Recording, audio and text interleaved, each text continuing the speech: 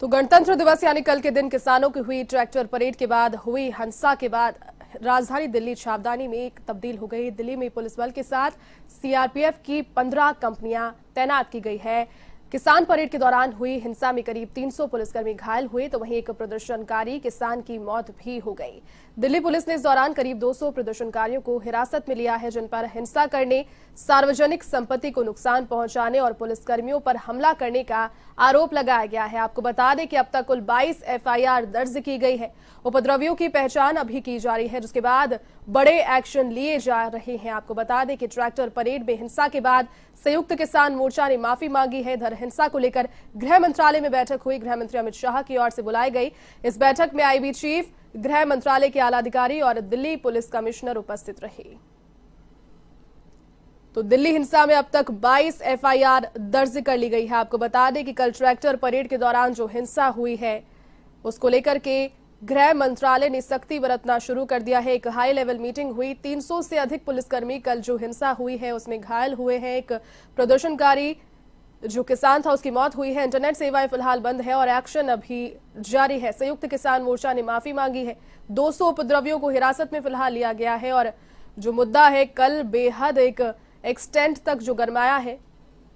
देखने वाली बात ये होगी कि अब ये मुद्दा कहां जाकर खत्म होता है। आईटीओ से शुरू हुई जांच लाल किले पर खत्म हुई है। लाल किले पर कल झंडा फहराने के बाद में जो उपद्रव वहां पर मचा, 200 से ज्यादा उपद्रवियों को पुलिस ने हिरासत में फिलहाल लिया है और 22 एफआईआर अभी तक दर्ज की गई है। इस संबंध में 300 पुलिसकर्मी इसमें घायल हुए हैं। एक प्रदर्शनकारी किसान की मौत भी हुई है। अधिक अपडेट के साथ सहयोगी प्रीतकरण इस वक्त मेरे साथ फोन लाइन पर जुड़ चुके हैं। प्रीत, देखिए कल जो उपद्रव मचा है दिल्ली के अंदर, कहीं कभी किसी ने सोचा नहीं था और कहीं ना कहीं अब देश की तरफ से जो मैसेज पूरी दुनिया में गया है काफी ज्यादा खराब गया है। 22 एफआईआर दर्ज की गई है, ताबड़तोड़ कार्रवाइयां जारी है। फिलहाल क्या अपडेट प्रीत? जी बिल्कुल, एक तरफ जहां किसान संगठन किसानों की तरफ से ये कहा जा रहा है कि 1 फरवरी को जो संगठन है वो संसद मार्च का रुख करेंगे, लेकिन वहीं केंद्र सरकार की ओर से, होम मिनिस्ट्री की ओर से जो कल मीटिंग की गई और जिस तरीके से जो रिपोर्ट आई वो बेहद खतरनाक है, बेहद चिंताजनक बताई जा रही है।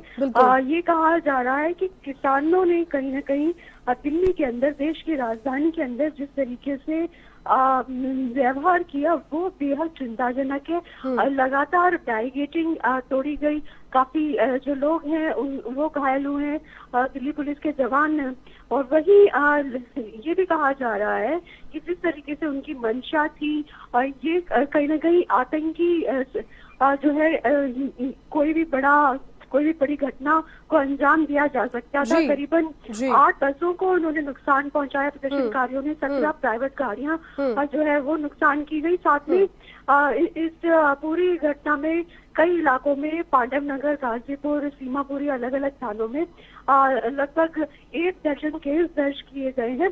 तो जो हुड़दंग जिस तरीके से पूर्वी दिल्ली के इलाके में या फिर लाल किले के इलाके में किया गया, उसको लेके होम मिनिस्ट्री ने जिस तरीके से फीडबैक दिया है वो बेहद चिंताजनक है। जी प्रीत, इसके अलावा अब क्या लगता है कि 1 फरवरी को एक और जो तैयारी की गई है किसानों के द्वारा, हालांकि किसान मोर्चा ने इस पर माफी मांगी है, लेकिन कहीं ना कहीं अब केंद्र सरकार सख्ती अपना सकती है। सुप्रीम कोर्ट का जो रुख था, जो तल्ख नहीं रहा था, वो बढ़ सकता है। पुलिस के पास में भी पावर्स आ सकती है, क्योंकि वादा खिलाफी का आरोप जो है वो लगा रहे हैं अब किसानों पर।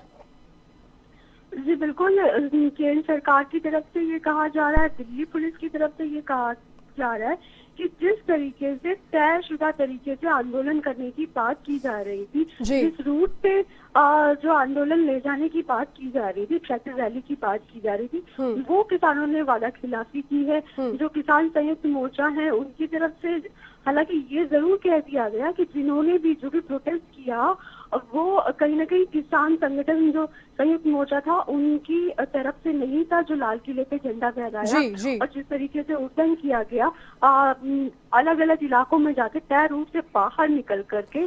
तो कहीं ना कहीं फिलहाल पूरे मामले में जिस तरीके से जो भी कुछ हुआ, 200 लोगों के खिलाफ अब को पुलिस ने जो है हिरासत में ले लिया है। जल्दी और भी गिरफ्तारियां की जा सकती है। क्राइम ब्रांच जो है उसने अपनी रिपोर्ट सौंप दी है होम मिनिस्ट्री को, ये पूरे मामले में जिस तरीके से कल का जो भी घटनाक्रम रहा उसको लेकर। जी चलिए प्रीत, बहुत शुक्रिया फिलहाल तमाम अपडेट के लिए।